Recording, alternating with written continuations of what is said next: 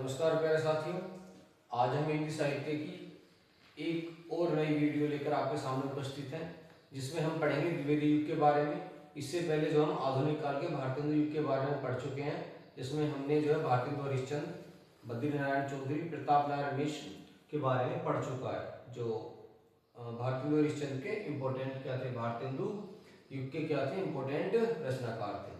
अब पढ़ेंगे हम आधुनिक काल के द्विवेदी युग के बारे में। भारतेंदु काल का हमें टाइम पीरियड पता चल गया था, भारतेंदु हरिश्चंद्र जी का 1850 से 1885। आज देखते हैं द्विवेदी युग का जो समय है वो है 1900 से 1918। इससे आगे हम छायावादी युग, छायावादोत्तर, शुक्ल युग, शुक्लोत्तर युग सबके बारे में पढ़ेंगे। तो एक वीडियो में हम सिर्फ एक टॉपिक कवर करते हैं और 6 से 7 मिनट में हमारा जो है पूरा टॉपिक क्लियर हो जाता है। सारे क्वेश्चन जो है इसी के अंदर आ जाते हैं हमारे। तो आगे देखेंगे इसको जो है, इसका दूसरा नाम क्या है द्विवेदी युग का, तो जागरण सुधार काल। ये किसने दिया था? ये डॉक्टर नगेंद्र ने दिया था। अगर आपसे पूछे कि द्विवेदी युग का जागरण सुधार काल किस रचनाकार ने दिया, तो वो डॉक्टर नगेंद्र ने दिया। इसके ठीक है ना, तो इसके पहले जो रचनाकार है द्विवेदी युग के वो है श्रीधर पाठक।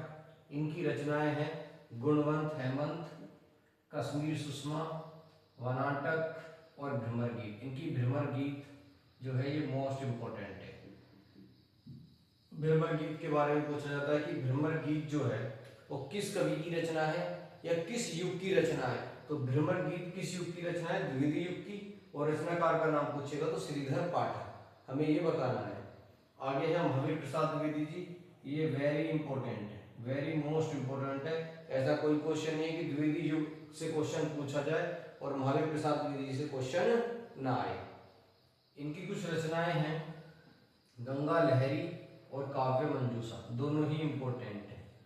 ठीक है ना, दोनों ही इंपॉर्टेंट है, गंगा लहरी और काव्य मंजूषा। काव्य मंजूषा के बारे में काफी बार पूछा भी गया है कि काव्य मंजूषा किसकी रचना है, तो किसकी रचना है? महावीर प्रसाद द्विवेदी जी की। इससे अगले जो है very most important, Ayodhya Singh Upadhyay Hariaudh. ठीक है ना प्यारे बच्चों, इनका सबसे अच्छा जो क्वेश्चन है जो कई बार पूछा गया है कि आधुनिक काल का सूरदास। ठीक है ना, आधुनिक काल का सूरदास किसको कहा जाता है? अयोध्या सिंह उपाध्याय हरिऔध को कहा जाता है।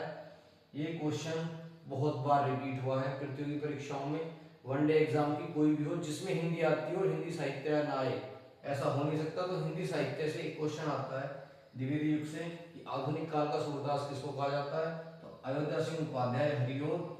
इनकी सारी ही रचनाएं जितनी भी हमने यहाँ पर नोट की हैं सब इंपोर्टेंट हैं, चाहे वो प्रिय प्रवास हो, वैदेही वनवास हो, चोखे चौपदे हो, चुभते चौपदे, प्रेम प्रपंच, पारिजात, रसकलश और कल्पलता।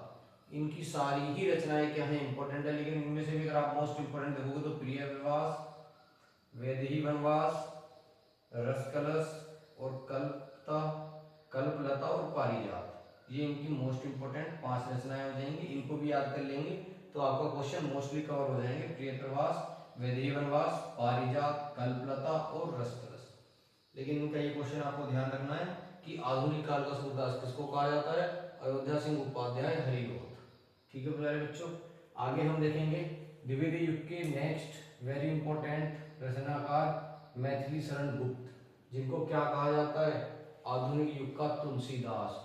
ठीक है, इनका ये उपनाम जो है हमें ध्यान रखना है। जैसे इनका उपनाम हमने ध्यान रखा आधुनिक काल का सूरदास, अयोध्या सिंह उपाध्याय हरिऔध, और आधुनिक युग का तुलसीदास मैथिली शरण गुप्त। इनकी कुछ रचनाएं हैं जो हमें पेपर के पॉइंट ऑफ व्यू से याद रखनी है। पहला जयद्रथ वध, गुरुकुल, किसान, झंकार मोस्ट इंपोर्टेंट है और जयद्रथ वध। ठीक है ना, द्वापर बहुत इंपॉर्टेंट है, साकेत बहुत इंपॉर्टेंट है, भारत भारती बहुत इंपॉर्टेंट है, पंचवटी भी इंपॉर्टेंट है। तो ये सारी इनकी रचनाएं मोस्ट इंपॉर्टेंट है जो हमें ध्यान रखनी है। कौन कौन सी? जयद्रथ वध, झंकार, द्वापर, साकेत, भारत भारती, पंचवटी। भारत भारती तो भैया इतनी बार पूछी गई है कि आप पूछे ही मत। सबसे ज्यादा भारत भारती के बारे में, साकेत के बारे में पूछा जाता है। बच्चे मोस्टली क्या लगा के आते हैं? इसका जयशंकर प्रसाद जी लगा के आते हैं साकेत का, जो भी गलत है। साकेत किसकी रचना है? मैथिली शरण गुप्त की। भारत भारती किसकी रचना है? मैथिली शरण गुप्त की। द्वापर किसकी रचना है? मैथिली शरण गुप्त की। पंचवटी किसकी रचना है? मैथिली शरण गुप्त की। झंकार किसकी रचना है? मैथिली शरण गुप्त की। ठीक है प्यारे बच्चों, एक इनकी मेघनाथ वध भी रचना है, मेघनाथ वध, जो इतनी इंपॉर्टेंट नहीं है। आगे इसमें हमें क्या पढ़ना है, इसमें दो कवि और पढ़ने हैं जो द्विवेदी मंडल से बाहर के कवि हैं, जिनके बारे में पूछ लिया जाता है। द्विवेदी युग से बाहर के कवि पहले हैं कामता प्रसाद गुरु। कौन से? कामता प्रसाद गुरु। इनकी पहली रचना है पद पुष्पावली, विनय पचासा और भौमासुर वध। प्यारे बच्चों, इनकी तीन रचनाएं हैं, पद पुष्पावली, विनय पचासा और भौमासुर वध। दूसरे हैं मुकुटधर पांडे, इनकी बस एक ही रचना है कानन कुसुम, जो मोस्ट इंपोर्टेंट है, इसको ध्यान रखना है। कानन कुसुम कई बार पूछी भी गई है, किसकी रचना है? मुकुटधर पांडे की। लेकिन प्यारे बच्चों, आपको दो क्वेश्चन, एक तो आधुनिक काल का सूरदास और एक आधुनिक युग का तुलसीदास, दोनों के बारे में ध्यान रखना है। प्यारे बच्चों, अगर आपको हमारी जानकारी अच्छी लगी और हमारे कंटेंट से आपको लगे कि हाँ कंटेंट अच्छा है, तो इस वीडियो को लाइक करें, शेयर करें, चैनल को सब्सक्राइब करें। Thank you.